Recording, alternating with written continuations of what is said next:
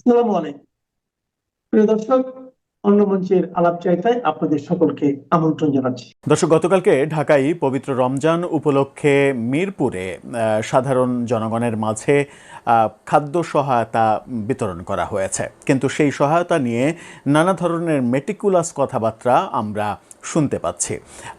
কখনো প্রচার করা হচ্ছে যে এই সহায়তার আয়োজন করেছে বাংলাদেশ জামাত ইসলাম এবং সেখানে আমন্ত্রিত অতিথি হিসেবে চীনা রাষ্ট্রদূত ছিলেন উপস্থিত।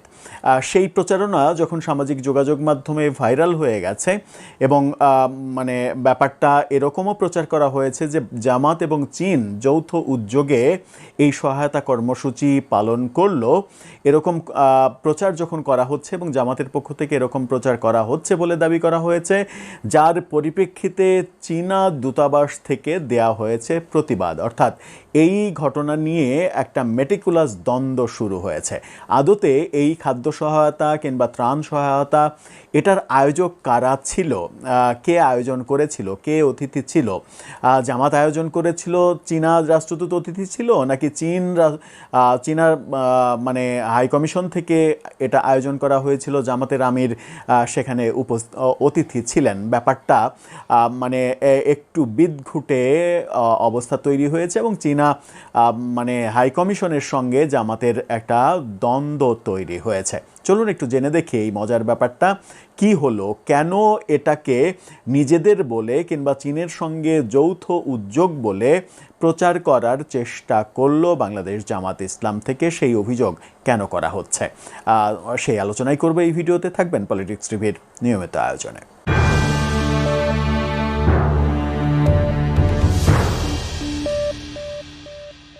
দর্শক, বলছিলাম গতকালকে ঢাকার মিরপুরে খাদ্য সহায়তা, সাধারণ মানুষদের মাঝে খাদ্য সহায়তা দেওয়ার ঘটনা ঘটেছে, সেটাকে নিয়ে নানা ধরনের দ্বান্দ্বিক পরিস্থিতি তৈরি হয়েছে। কে আসলে আয়োজক সেটা নিয়েই শুরু হয়েছে দ্বন্দ্ব। এটা নিয়ে প্রচার করা হয়েছিল যে এটা চীন এবং জামাত ইসলামের যৌথ আয়োজন, যেখানে চীনা রাষ্ট্রদূত এবং জামাতের আমির উপস্থিত ছিলেন। এই প্রচারটাই জামাতের পক্ষ থেকে করা হয়েছিল। আমরা এরই মাঝে দেখলাম যে আমজনতা দলের সাধারণ সম্পাদক তারেক রহমান, তিনি এটা নিয়ে একটা ভিডিও বার্তা দিয়েছেন ফেসবুকে, সেটা নিয়ে তিনি জামাতের যাচ্ছে তাই সমালোচনা করছেন। আদতে ব্যাপারটা কি, গণমাধ্যম কি বলছে? চ্যানেল আইয়ের শিরোনামটা দেখে নিন, এই ফটোকার্ডটা। সেখানে বলছে জামাতের সঙ্গে যৌথ খাদ্য বিতরণ নিয়ে চীনা দূতাবাসের প্রতিবাদ।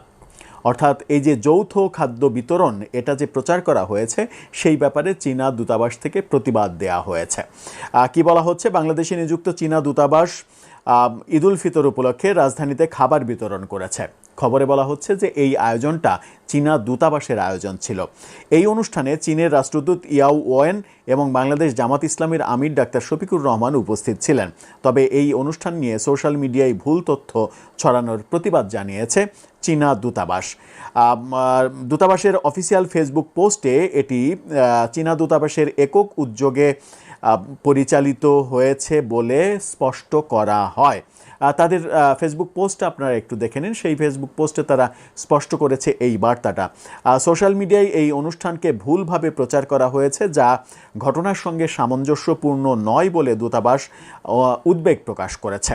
পোস্টে বলা হয়েছে, আমরা কিছু সোশ্যাল মিডিয়া কন্টেন্ট লক্ষ্য করেছি যা ঘটনার সঙ্গে অসামঞ্জস্যপূর্ণ। আমরা বাংলাদেশের প্রতি চীনের বন্ধুত্বপূর্ণ নীতি পুনর্ব্যক্ত করছি। আমরা নির্বাচিত সরকারের সুষ্ঠু শাসনকে সমর্থন করি। আমরা বাংলাদেশ সরকারের সঙ্গে মিলে দুই দেশের জনগণের জন্য আরও সুবিধা নিয়ে আসব। বাংলাদেশে কিছু সোশ্যাল মিডিয়া কন্টেন্টে এটিকে যৌথ উদ্যোগ হিসেবে উল্লেখ করা হয়েছে, যা দূতাবাসের বক্তব্যের সঙ্গে মিলছে না। অর্থাৎ এই যে প্রচারটা করা হলো যে এটা যৌথ উদ্যোগ, চীন এবং জামাতের যৌথ উদ্যোগে এটা করা হয়েছে। চীনের মতো একটা দেশ, যে দেশে 97% মানুষের কোনো ধর্ম নেই, 3% তাও বহিরাগত মানুষরা বিভিন্ন ধর্ম পালন করে, সেরকম একটা বিশ্বের অন্যতম পরাশক্তি বাংলাদেশের মতো একটি দেশে জামাতের মতো একটি ইসলামপন্থী দলের সঙ্গে যৌথ উদ্যোগে সরকারকে পাশ কাটিয়ে, যে সরকার নতুন নির্বাচিত হলো সেই সরকারকে পাশ কাটিয়ে জামাতের সঙ্গে যৌথ উদ্যোগ উদ্যোগে সাধারণ মানুষের মাঝে কিছু ত্রাণ দেবে, চীনের টাকার কি এতই অভাব পড়েছে যে এই যৌথ উদ্যোগটা তারা নিতে যাবে? এই যে প্রচারটা করা হলো, এই প্রচারের সংকট তৈরি হয়েছে এবং প্রচণ্ড ট্রল হচ্ছে সামাজিক যোগাযোগ মাধ্যমে চীন এবং জামাতকে নিয়ে যে প্রচারটা হচ্ছে সেই প্রচারকে কেন্দ্র করে।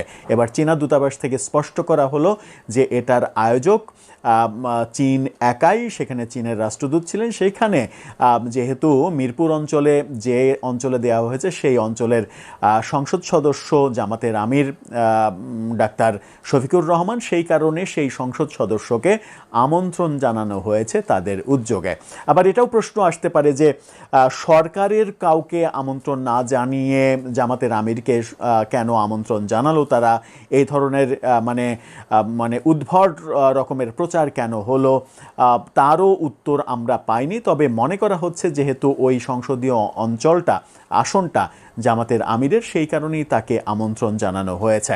কিন্তু কোথাও এরকম প্রচার করা হয়েছে যে জামাতের আয়োজনে চীনের রাষ্ট্রদূত এসেছেন, কোথাও প্রচার করা হয়েছে যে চীন এবং জামাত যৌথ উদ্যোগে এই কাজ করেছেন। জামাতের আমিরের একটা বক্তব্য দেখলাম যে এর আগেও চীন আমাদেরকে সাহায্য করেছে, কিন্তু বিগত ফ্যাসিস্ট সরকার সেই সাহায্যটাকে বিভিন্ন নামে, বাবার নামে, ভাইয়ের নামে, এর নামে, ওর নামে চালিয়ে দিয়েছে, এরকম বক্তব্য তারটা দেখলাম। অর্থাৎ শেখ হাসিনা সরকারের তিনি সমালোচনা করলেন। এই যে শেখ হাসিনা সরকারের সমালোচনা করলেন যে চীনের বিভিন্ন দান সেটা বিভিন্ন নামে প্রচার করা হয়েছে, যদি সেটা সত্য হয়ে থাকে তাহলে তো এই দৃষ্টান্ত আবার দেখলাম আমরা যে চীনের একক উদ্যোগের ভাগিদার সাজার চেষ্টা করছে জামাত ইসলাম। যদিও এটা জামাতের সাংগঠনিক সিদ্ধান্তে প্রচারগুলো করা হয়েছে কিনা সেই ব্যাপারে দ্বিমত থাকতেই পারে। দর্শক, আপনার কি মনে হয়? আপনার মতামত জানিয়ে লিখতে পারেন আমাদের কমেন্ট বক্সে।